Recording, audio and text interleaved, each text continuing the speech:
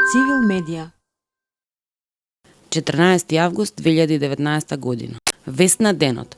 Јавноста поделена по изјавата на премиерот Заев. На новинарско прашање во врска со случајот Рекет, премиерот Зоран Заев изјави дека нема да дозволи неколку криминалци, суетен новинар и педар да го сипнат од власт.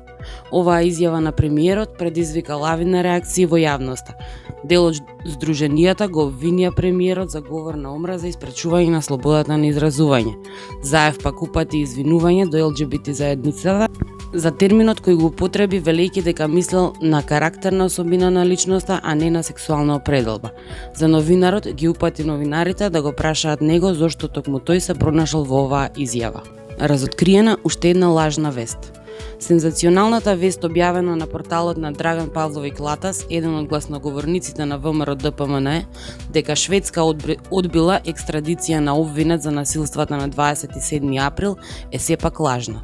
Амбасадорот на Кралството Шведска, Мат Стафансон, во изјава за Цивил медија изјави дека обвинетиот Дејан Дуковски е задржан во притвор по решение на окружниот суд и тој ќе остане таму се додека не се донесе одлука за екстрадиција.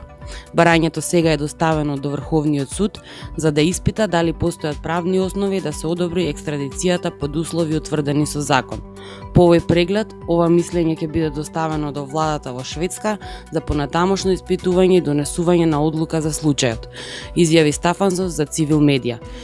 Премиерот Зоран Заев го искоментира барањето на опозицијата за оставка и предвремени парламентарни избори по објавата на случајот Рекет.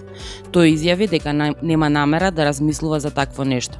Заев истакна дека мора да се даде шанса за раст на економскиот стандард, а не да се оди на предвремени избори поради нечија желба.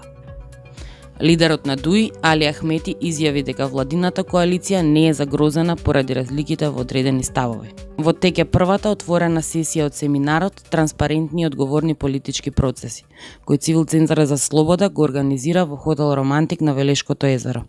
На сесијата говорат председателката на ДКСК Билјана Ивановска и председателот на Цивил Џабир Дерала.